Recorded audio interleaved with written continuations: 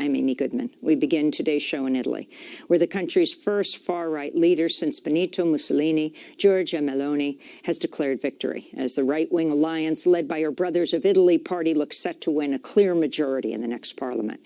Meloni is also allied with Spain's far-right Vox party, Poland's ruling Nationalist Law and Justice party, Sweden's newly formed coalition government led by the anti-immigrant far-right Sweden Democrats party, which emerged out of Sweden's neo-Nazi movement.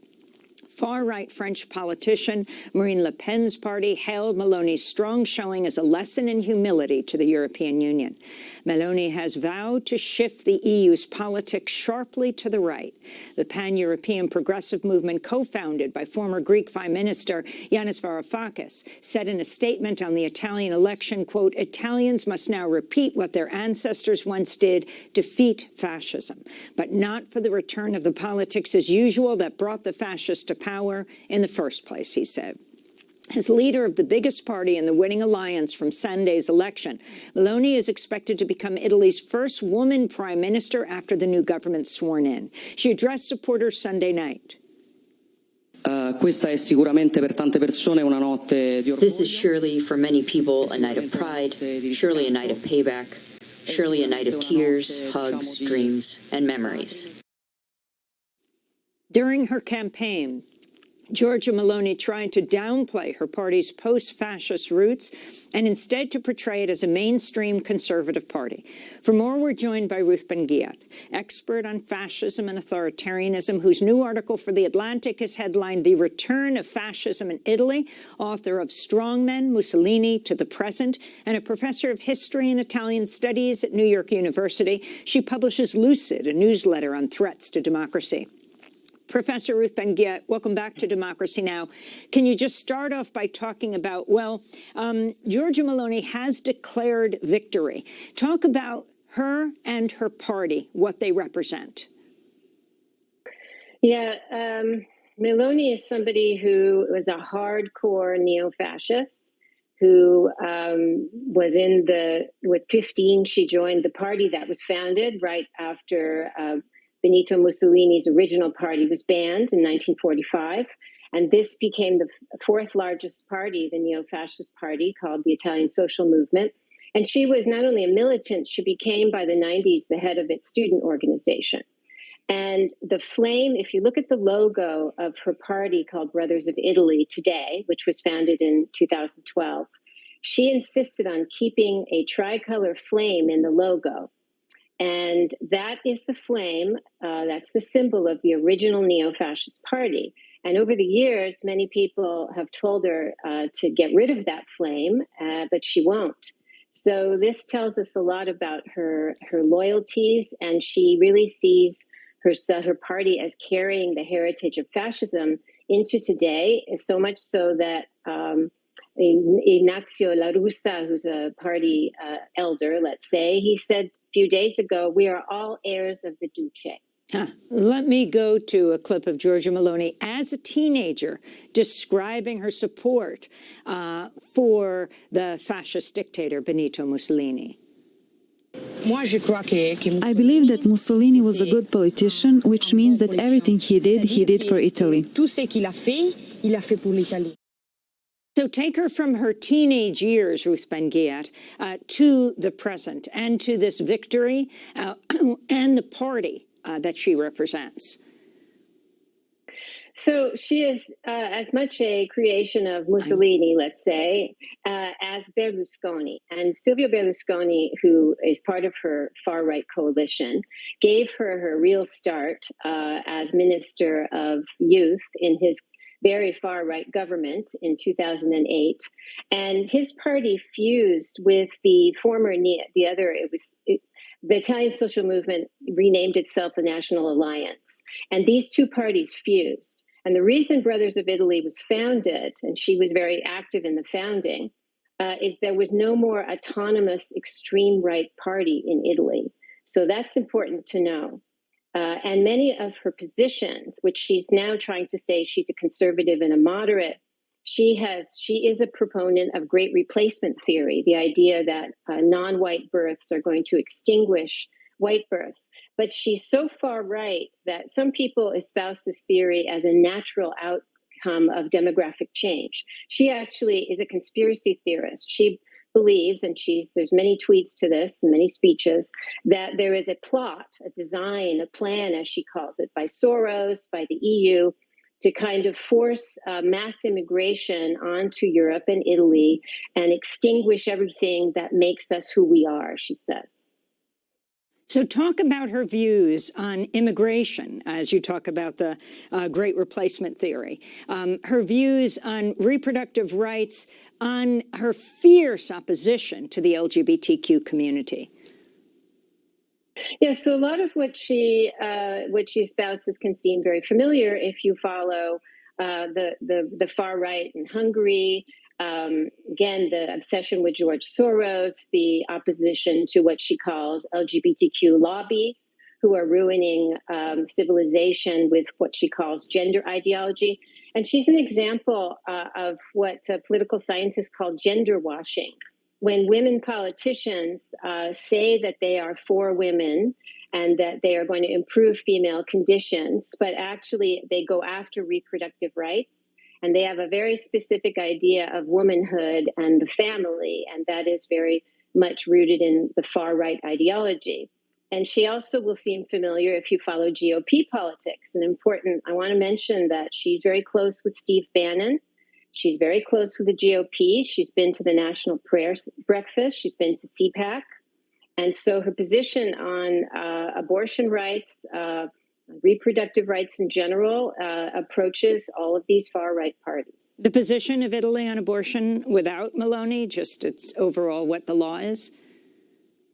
It was a very hard-won battle. As you can imagine, Italy is unusual because the Vatican is inside Italy. It's a very Catholic country. 1978, abortion rights were granted. And what her party has done, we can look at what's happened in places where Brothers of Italy, her party, has already been governing, like Verona.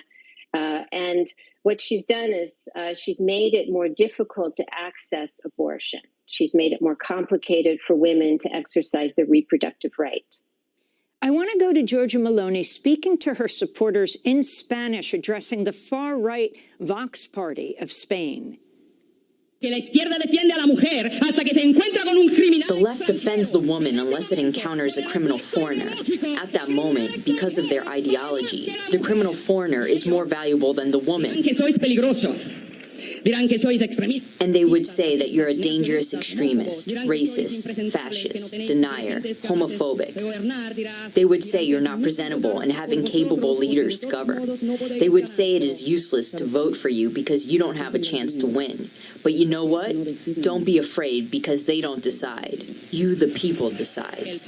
The people are the first strength that the party needs. And this is more of her addressing Vox Party of Spain. Now is not the time for weak thoughts.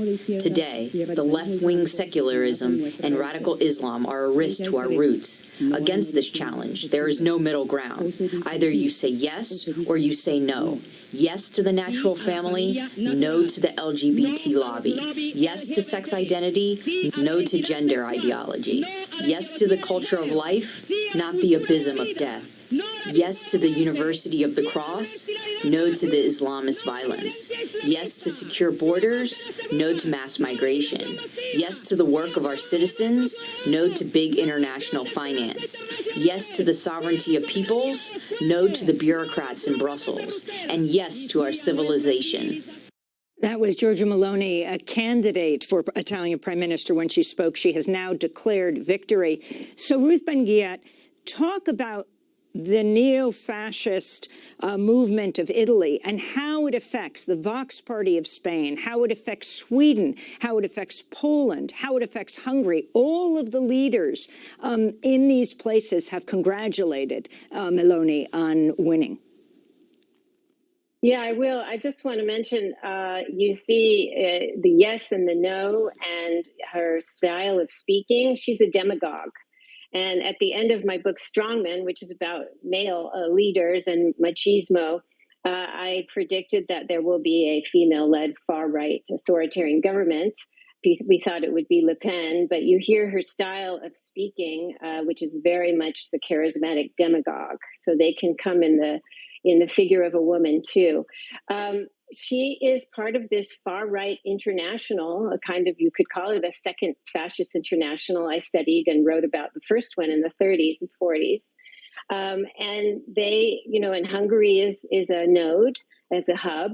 And they're very active in trying to have this kind of new political culture that is transnational. Fascism has always been transnational.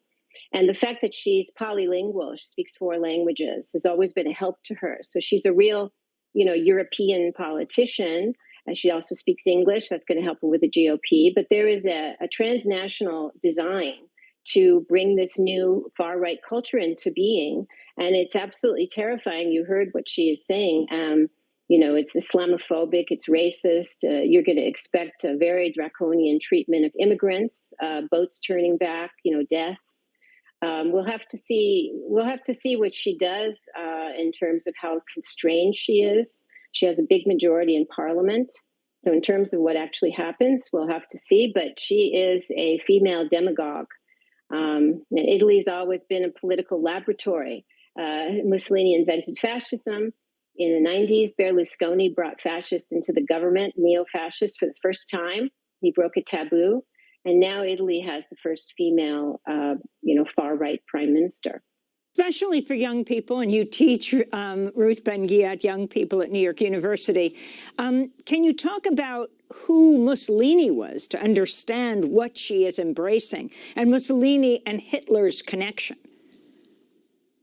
Yeah, it's really important that the reason I mentioned Berlusconi also is when he brought back neo-fascists into the government, he also did a whole rehab whitewashing job, which affected generations of Italians. He actually told the then journalist Boris Johnson in 2003, Mussolini never killed anyone. Now, instead, Mussolini's dictatorship committed genocide in Libya, mass war crimes in Ethiopia, used gas in its colonies, participated in the Holocaust. It was the first dictatorship, and he was so successful in his repression and his propaganda. He was a big star in America. He had a syndicated column in Hearst newspapers that Hitler worshipped him through the entire 1920s, and Hitler actually learned a lot from him, including Mussolini was a fan of great replacement theory.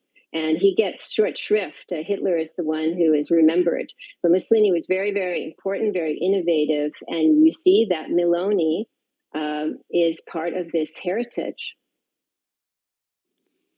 Can you talk about those who say, no, she is not fascist, she's conservative?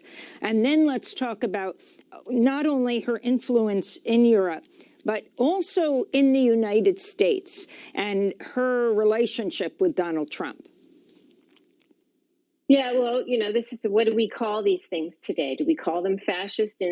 And there is this whitewashing that's going on where Viktor Orban has said for years that his is an illiberal democracy, when honestly, there's nothing democratic about what goes on in Hungary today, but it sounds good. And, there's these people like Orban, he's trying to have it both ways. He gets EU funds, and then he has this electoral autocracy. So Meloni's an extreme case because she's calling herself a conservative, which is what we're hearing from the MAGA Republicans in our country, too. They keep calling themselves conservatives. But as we see, just go back to that speech, that demagogic speech, there's nothing conservative about Meloni. There's nothing conservative about her party. Repeat, her party was founded because there was no autonomous extreme right party to carry on the heritage of fascism.